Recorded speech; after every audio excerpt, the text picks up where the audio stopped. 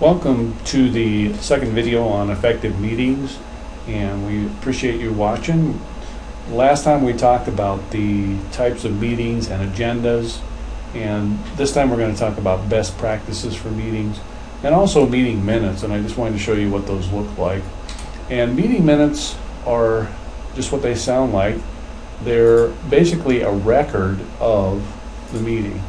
And for example, here's one from a student group in the past, but I do have this agenda, or this, I shouldn't say agenda, meeting minutes form in D2L. You can use it, but basically what it is, it's a record of the meeting. Significant decisions, what was shared. They're used various ways. If someone's coming onto a committee that hasn't been on it, usually what they'll do is they'll want to get like the last 6 months of meeting minutes and look and see kind of where the group has been going. But you can see what's called by, the type of meeting, the facilitator, note taker, timekeeper, basically a lot of the same things that are on the agenda.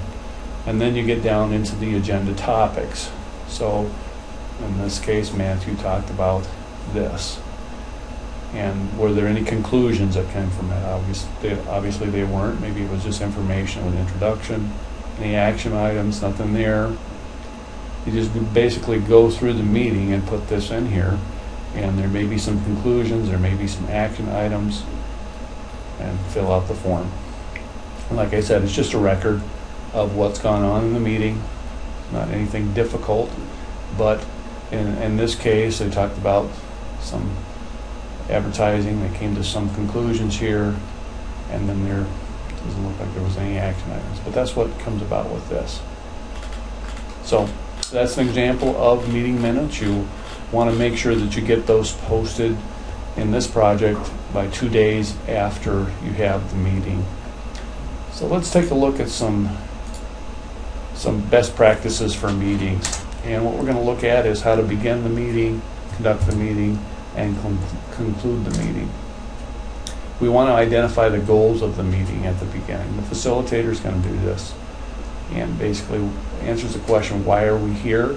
Maybe provide some necessary background information of what's gone on in the past, bring people up to speed, kind of get their minds into this setting and into this situation.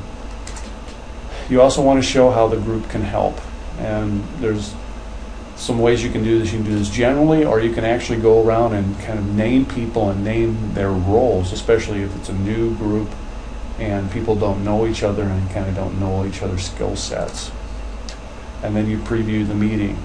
You obviously want to have the agenda on hand, and you've given it out to everybody, and you talk about, this is what we're going to discuss during this meeting. Be sure to identify time constraints. How much time do we have for this meeting? And we want to abide by those things. Now, how do we keep discussions on track? Because they're going to tend to want to go off track. We may have to remind the group of time pressures, and that can be the role of the facilitator. It could also be the role of the timekeeper. Summarize and redirect discussions. So after you've talked about a certain topic, you would say, okay, here's the 3 things we just discussed. Now we're going to go ahead and discuss the next item on the agenda.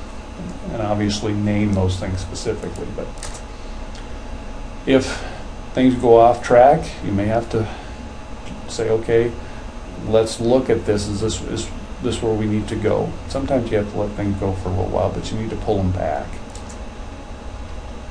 And one way you can do that is to promise to deal with good ideas later. So if maybe an off-track subject comes up, it may be an important one. Maybe we need to have another meeting, and that's what you can say. This is an important subject. We don't really have time to deal with it in this meeting, so let's look at it at another meeting. Make sure you do keep a positive tone within meetings. Ask questions in a positive way to clarify your understanding, and anybody in the group can do that during the course of the meeting. Enhance the values of members' comments by giving them compliments, or by saying, oh, that's an excellent thought, or oh, okay, I haven't thought about that. You can bring about more discussion that way if you have a positive tone. And pay attention to cultural factors. If there are some different cultural factors within the meeting that may value silence or some other Some other areas, basically a high context culture. Be aware of those things. And just because someone is nodding their head yes doesn't mean they're agreeing with you. It could be that they're just acknowledging what you're saying, depending on the culture. To conclude a meeting, you need to signal when time is almost up. Either the facilitator or the timekeeper can do that. Summarize the meeting's accomplishments, future actions. This is what we decided.